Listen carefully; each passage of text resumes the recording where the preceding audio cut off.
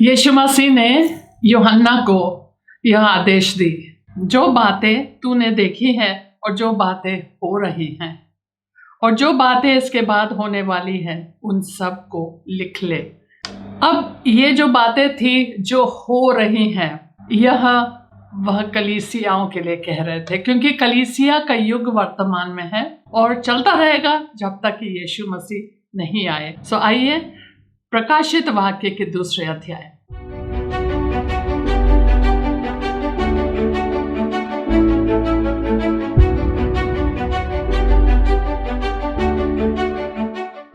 अब सबका choose life now Hindi channel में स्वागत है, जहां हम प्रकाशित वाक्य के दूसरे अध्याय को पढ़ने जा रहे हैं। आइए प्रार्थना करते हैं। पिता परमेश्वर, हम प्रार्थना करते हैं कि आप हमें पवित्र आत्मा के द्वारा बुद्धि, समझ और ज्ञान दे प्रभु, और हमारी आत्मिक कानों को खोल दे, ताकि जो आत्मा बोल रही है कलीसियाओं को, केवल कलीसियाओं को नहीं लेकिन व्यक्तिगत रूप से हमें एक विश्वासी होने के नाते हमको भी कुछ कहा जा रहा है कि हम भी अपने दिल से ये बातों को सुने और अपने जीवन में लागू करें। ये प्रार्थना हम यीशु मसीह के नाम से मांगते हैं, आमीन। दूसरा कलीसिया, स्मुरना की कलीसिया के दूत को यह लिख। स्मुरना का कलीसिया वो है, वह लोग बहुत सताए गए थे और यह 100 ईस्वी से 313 ईस्वी तक जो कलीसिया के युग में यह जो चरण है, 100 ईस्वी से जब प्रेरितों का युग समाप्त हुआ और 313 तक बहुत सताव हुआ है, बहुत सताव। पहले स्मुरना के बारे में आपको बताती हूँ। एक समुद्री बंदरगाह था, मतलब समुद्र के तट पे, और एफेसुस के उत्तरी भाग में, ठीक है। और यह व्यापार का मार्ग था, इसलिए क्योंकि यहाँ पे बहुत सारा व्यापार होता था और यहाँ पे जहाज आती थी और अपना जो व्यापार है, बहुत सारा व्यापार था, तो लोग समृद्ध थे, बहुत धनी थे, बहुत घनी आबादी भी थी, बहुत सारे अन्य जाति के लोग थे, लेकिन और बहुत यहूदी भी थे। यहूदी ईसाइयों से, बहुत विश्वासियों से बहुत घृणा करते थे, और जो अन्य जाति के लोग थे वह लोग कैसर की आराधना करते थे, क्योंकि यह कैसर की आराधना उन दिनों में स्मुरना में बहुत ज़्यादा चलता था। और यहाँ पे बहुत घनी आबादी थी, जैसे मैं आपको बता रही हूँ। और वहाँ पे एक चीज़ बहुत मिलता था, और वो था मुर या फिर गंधरस, शायद गंधरस बोलते हैं, जो लाशों पे लगाया जाता है।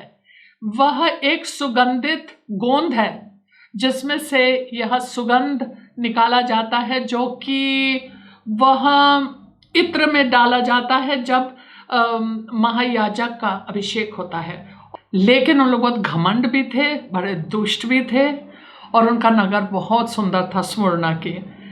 और जैसे मैंने कहा, डोमिशियन, जो कैसर डोमिशियन थे, जो करीबन जिसने यूहन्ना को पतमुस टापू पे भेज दिया, तो उसने एक कानून बनाई कि सब लोगों को कैसर की आराधना करना आवश्यक है, और तुम्हें कहना है कैसर ही प्रभु है। कैसे एक विश्वासी बोलेगा कैसर ही प्रभु है? उन लोग का राज्य था ना, तो उन लोग हावी हो गए लोगों के ऊपर। अरे बड़े दुष्ट लोग थे वो। आठवें पद में यह लिखा है, जो प्रथम और अंतिम है। यीशु मसीह अपना परिचय दे रहा है। पहले उसने संबोधित किया है स्मुरना के दूत को, फिर उन्होंने अपनी परिचय देता है। जो प्रथम और अंतिम है, जो मर गया था और अब जीवित हो गया है, वह यह कहता है कि, अपना परिचय दे रहा है, मैं प्रथम हूँ, मैं आखिरी हूँ, मैं शुरुआत हूँ, मैं अंत हूँ, मैं अल्फा हूँ, मैं ओमेगा हूँ, मैं आखिरी हूँ, मैं पहला हूँ, प्रथम और अंतिम मैं हूँ। तो कहता है मैं मर गया था लेकिन अब मैं जिंदा हूँ, मतलब हर चीज़ में मैंने जय प्राप्त की है। तो मतलब कि तुम मेरे साथ बने रहो। वह यह कहता है, अपने लिए कहता है, वह यह कहता है कि मैं तेरे क्लेश और दरिद्रता को जानता हूँ। मैं जानता हूँ कि तू कंगाल हो। मैं जानता हूं कि लोग तुम्हारे ऊपर हावी हो रहे हैं। मैं जानता हूं कि कितना कलेश तुम सह रहे हो, परंतु तू धनी है। अगर आपके जीवन में कष्ट है और प्रभु आके तुम्हें बोले कि हाँ, लगता तो है दुनिया के सामने कि तू बहुत दरिद्र है, लेकिन तू धनी है। सही बात है, क्योंकि सारा जो ज्ञान है, सारे बुद्धि है, उसका धन हमें दिया गया है। यीशु मसीह का पूरा मीरास के हम संग वारिस है। हमें थोड़ा सा हिस्सा नहीं मिल रहा है, हम उनके संगी वारिस है। उनके साथ उनका सारा महिमा हमारे अंदर है, वास करता है। हम लोग सच में धनी है, क्योंकि यीशु मसीह हमारा परमेश्वर है, हमारा प्रभु है, मेरे साथ वास करता है। इस दुनिया में कितने दिन रहेंगे वैसे भी, और कौन सी इतनी बढ़िया चीज़ है यहाँ पे। शैतानी चीज़ें काम कर रही हैं, लेकिन ये लोग परखे जा रहे थे। कहते तू धनी है, और जो लोग अपने आप को यहूदी कहते हैं और है नहीं, एफेसुस को कहा जो लोग अपने को प्रेरित कहते हैं, तुमने उन लोग को परख के तुमने जान लिया वो झूठे लोग हैं। यहाँ कहते हैं कि जो लोग यहूदी अपने आप को यहूदी कहते हैं और है नहीं, पर शैतान की सभा के हैं, उनकी निंदा को भी जानता हूँ। तो यीशु ने कहा ये जो यहूदी लोग हैं ना, जो तुम्हें सता रहे हैं, ये यहूदी नहीं है।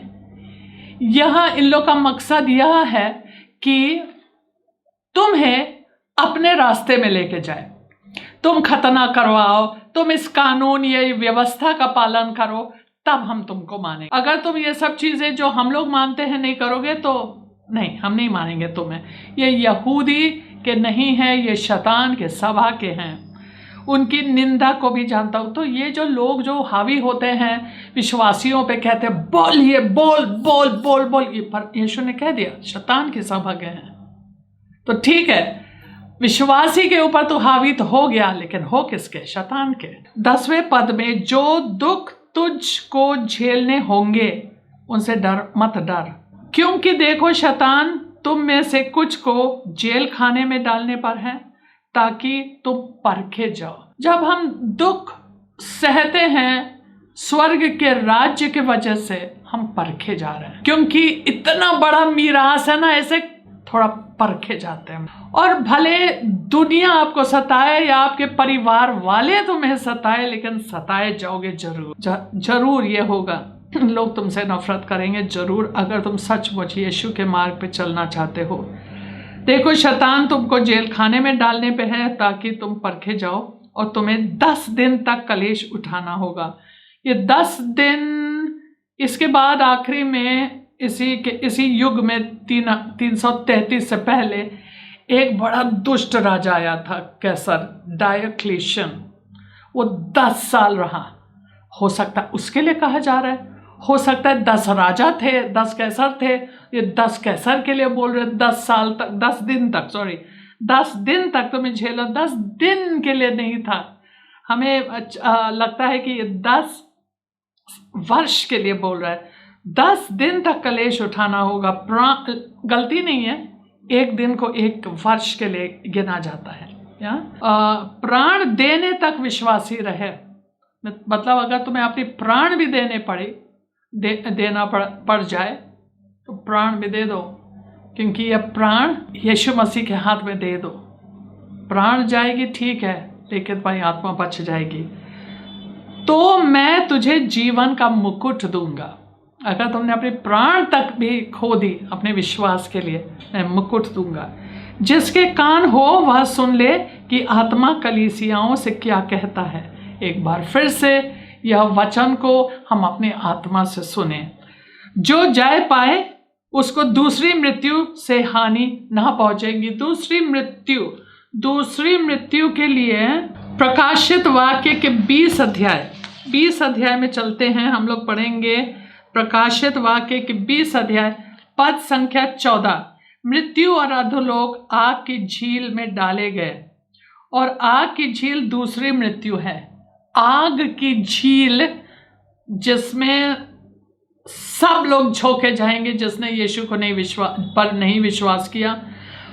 यहाँ तक कि झूठा भविष्यवक्ता आखिरी में जो आएगा, और मसीह विरोधी शैतान खुद आग के झील में झोंका जाएगा आखिरी में। और यह दूसरी मृत्यु है।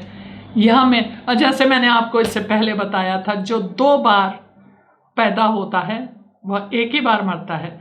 एक बार आप माँ के कोख से निकलते हो, माँ के गर्भ से निकलते हो। दूसरे बार नया जन्म, जब हम आत्मा से जन्म लेते हैं और परमेश्वर के परिवार में पैदा होते हैं। एक ही मृत्यु हमें झेलना है, वो है इस शरीर का। इस शरीर को छोड़ के जाना है। लेकिन जो लोग एक ही बार जन्म लेते हैं, चाहे माँ के गर्भ से, और दूसरा जन्म नहीं लेते हैं, नया जन्म नहीं होता है उनका, वो 2 बार मरते हैं। एक बार शरीर से और एक बार आग के झील में। इसको बोलते हैं दूसरी मृत्यु। लेकिन यहाँ पे यीशु बता रहे हैं उनको कि अगर तू विश्वास योग्य रहोगे तब मुकुट दूंगा। और फिर कहता है जो जय पाएगा उसको दूसरी मृत्यु से हानि ना पहुंचेगी। पिरगमुन का मतलब है कि यह कलीसिया पूरे तरीके से विवाहित है दुनिया के साथ। इसमें हर प्रकार के दुनियादारी, अन्य जाति के सारे प्रथाएं, सारे उनके परंपराएं चर्च में शामिल होती जा रही थी। जब सम्राट कॉन्स्टेंटीन 313 ईस्वी में सम्राट कॉन्स्टेंटीन आया था, तो एक तरीके से सताव तो ख़त्म हो गई, लेकिन एक और बड़ा समस्या खड़ी हो गई। ये जो सम्राट थे उन्होंने यीशु मसीह को स्वीकार लिया, लेकिन क्योंकि उसने कहा मैंने स्वर्ग में क्रूस को देखा और मैंने सुना कि अगर तुम इस झंडे को लेके जाओगे तो जीत जाएगा अपना युद्ध, तो फिर उसके बाद से वह एक ईसाई बन गया और उसने इस ईसाई धर्म को राजकीय धर्म बना दिया। और अब जो जो लोग उनके साथ अनुग्रह चाहते थे कि हमें सम्राट के साथ उनके साथ बने रहे, अच्छे रिश्ते में बने रहे, वो लोग भी अपने धर्म को छोड़ छाड़ के ईसाई बन गए नाम के वास्ते। मुँह जबानी उन लोग विश्वासी थे नहीं, वो थे अभी तक अन्य जाति और अपने परंपराओं के साथ अपने प्रथाओं चलाते थे। अपना ही जो जैसा जीवन था वैसे ही उन लोग का चल रहा था। और उन लोग सब चीज़ को ईसाई धर्म में लपेट के, मैं कैसे समझाऊं कि ताकि चीज़ें ऐसे ना लगे कि वह ईसाई धर्म से जुड़ा हुआ ना हो, तो थोड़ा उसमें ईसाई पना भी गोल मिल के पूरे तरीके से खिचड़ी बना दी अंदर। और यह देखिए ऐसा था, शैतान ने पहले 100 ईस्वी से लेकर 313 ईस्वी तक खूब सताव की, कलीसिया को वो नष्ट नहीं कर पाया, कलीसिया और भी बढ़ता गया। तो अब वह अंदर से आकर के निकुलाइयों के द्वारा वह इस कलीसिया को खोखला बना रहे थे। यीशु मसीह की जो आत्मा है, पवित्र आत्मा, उनके सारे वरदान, उनके सारे सामर्थ जो कि प्रेरितों का कलीसिया तक अच्छे से चला, स्मुरना में भी था, लेकिन अब यह सब गोल मिल के दुनियादारी के साथ मिल गया है। इसलिए वो कहते हैं पूरे तरीके से विवाहित कलीसिया। 12 पद में चलते हैं। पिरगमुन की कलीसिया के दूत को यह लिख, जिसके पास 2 धारी और तेज तलवार है, वह यह कहता है कि मैं यह जानता हूँ कि तू वहाँ रहता है जहाँ शैतान का सिंहासन है। तू मेरे नाम पर स्थिर रहता है और मुझ पर विश्वास करने से उन दिनों में भी पीछे नहीं हटा जिनमें मेरा विश्वास योग्य साक्षी अंतिपास तुम्हारे बीच उस स्थान पर घात किया गया जहाँ शैतान रहता है। तो यहाँ पे यीशु मसीह उनके प्रशंसा करते हुए कहता है कि मैं तुम्हारे बारे में जानता हूँ, तू जहाँ रहता है वो शैतान का सिंहासन है। पिरगमुन थोड़ा शैतानी जगह था, वह एक राजनीतिक केंद्र भी था और यह इस आशिया माइना का जो रोमियो प्रांत था उसका राजधानी था पिरगमुन। राजधानी था और करीबन 300 साल से उसका राजधानी था, और वह सभ्यता और शिक्षा का केंद्र था। और साथ साथ में बहुत सारे मंदिर थे, जैसे मैंने कहा यूनानी और रोमियो देवी देवताओं के लिए, और फिर वहाँ के सम्राटों के लिए भी 3 मंदिर स्थापित किए गए थे, जहाँ पे लोगों को जाके रोमियो सम्राट को की प्रशंसा करनी थी और बोलना था। उन लोगों ने आज्ञा दिया, और ये बोलना था कि ये प्रभु है, ये सम्राट प्रभु है, भगवान है। ऐसे ऐसे उन लोगों को बोलना पड़ता था, जो कि ईसाई लोग नहीं करते थे। यीशु मसीह उस चरण, उस कलीसिया के जो इतिहास है, जो 2000 साल का कलीसिया का इतिहास, अब हम लोग जानते हैं ना, हम लोग 2025 में हैं, तो जब हम घूम के देखते हैं, पीछे मुड़ के देखते हैं, तो हम देखते हैं कि 2000 साल, मतलब जब से यीशु ने यह पत्रियाँ लिखवाई थी, जब से इन्होंने ये भविष्यवाणी दी थी, उस समय से लेकर के अभी क्या क्या हुआ है हम जानते हैं। इतिहास के पुस्तकों में लिखे गए हैं।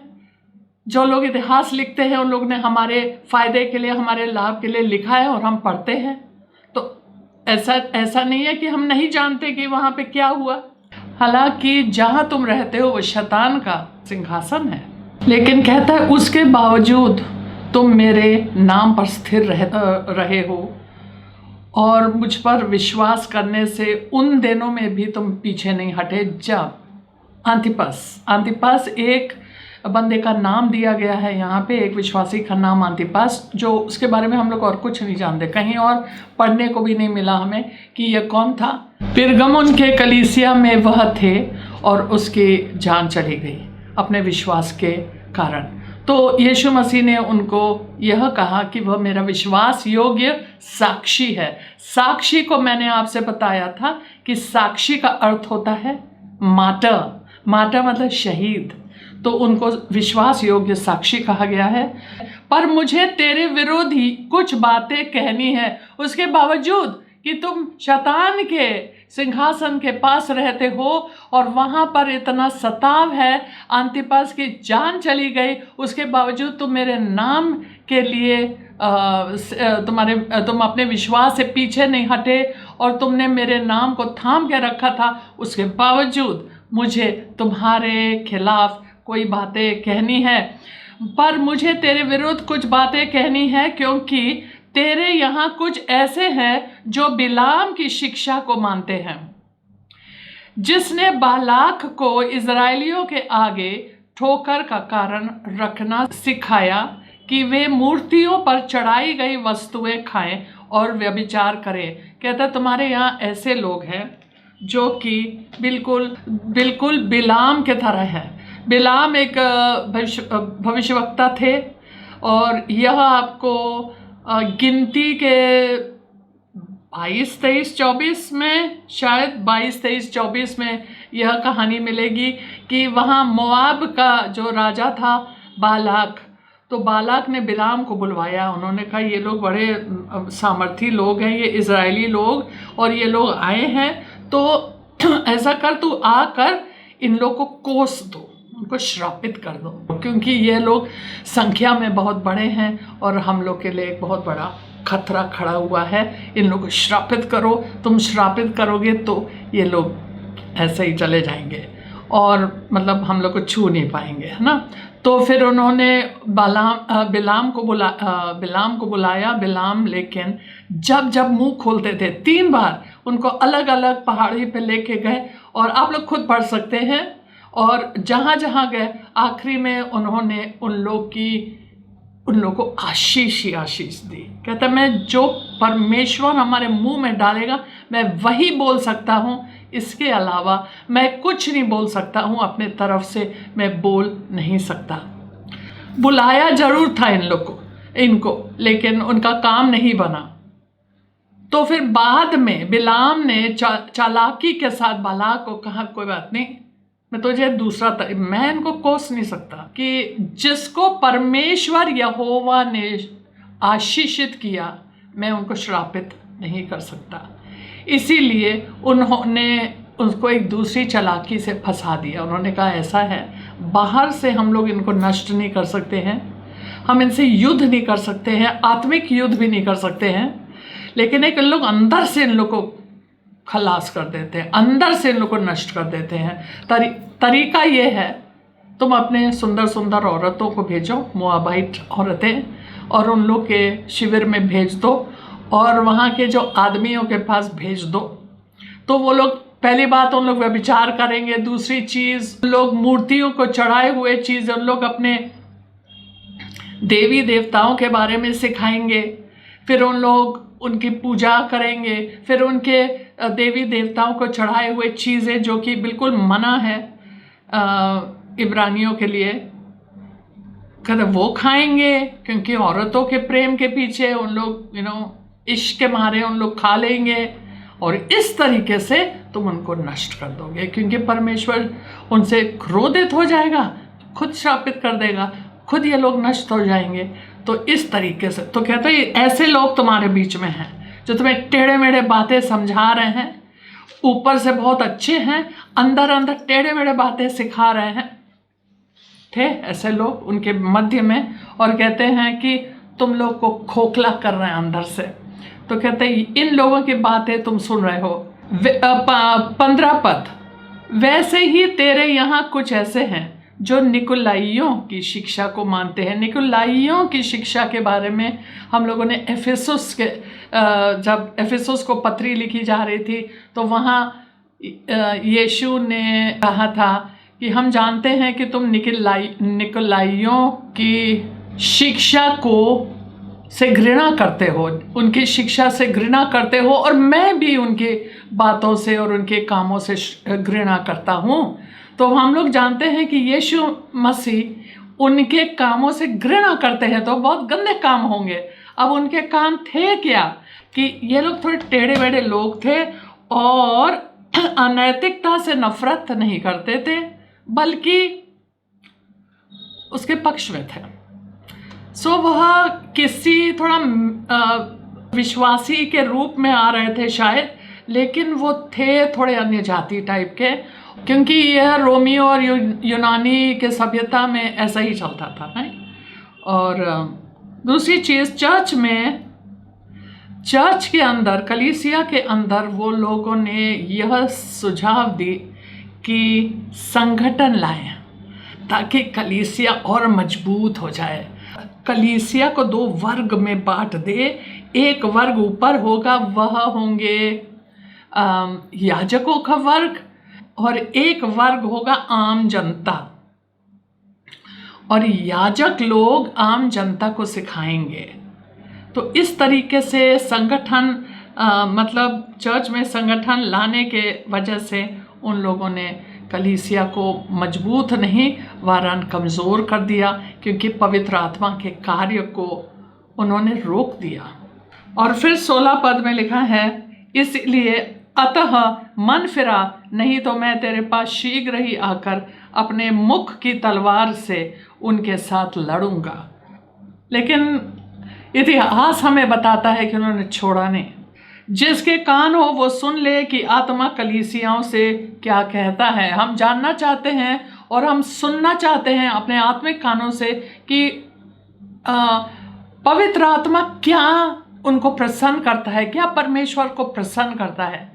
ये सब संगठन कलीसिया के अंदर शायद उसको पसंद नहीं है। ये सारी गंदे काम वो तो हमें पता है कि उनको नहीं पसंद है, लेकिन इवन संगठन जो ऑर्गेनाइजेशन जो चर्च के अंदर ये सारे वर्गों को बनाना और वर्गों के अंदर पद देना सबको, कि ये मतलब याजक वर्ग के अंदर भी पद होते हैं, फिर एक वो होता है धर्म गुरु होता है सबसे ऊपर, है ना। तो हम लोग उस युग के तरफ जा रहे हैं और यही सब चीज़ें यीशु बता रहे हैं। जिसके कान हो वो सुन ले कि आत्मा कलीसियाओं से क्या कहता है। जो जय पाए उसको मैं गुप्त मन्ना में से दूंगा।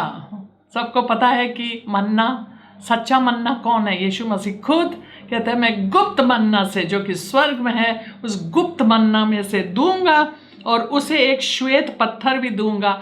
उन दिनों में ये प्रचलित था कि जब अदालत से कोई अपराध से मुक्त घोषित किया जाता है तो फिर उनको एक सफ़ेद श्वेत रंग का पत्थर दिया जाता है। और कभी कभी जब उन लोग खेल खेलते थे, गेम्स खेलते थे, स्पोर्ट करते थे, तो गेम्स में भी अगर जो जयवंत होता था उनको भी एक सफ़ेद पत्थर मिलता था छोटा सा, और उस पे एक नाम लिखा होता था वो पत्थर पे। सो ये सब चीज़ें उन दिनों में मतलब प्रचलित थी उस सभ्यता में। और उसे कहता है मैं एक श्वेत पत्थर दूंगा जो जय प्राप्त करेगा, मतलब आत्मिक रूप से एक श्वेत पत्थर हम आपको मिलेगा और उस पत्थर पे एक नाम लिखा हुआ होगा जिससे उसके पाने वाले के सिवाय और कोई ना जाने। सो हालेलुया। यहीं पे हम समाप्त करते हैं आज के इस अध्ययन को। आप सबको जय।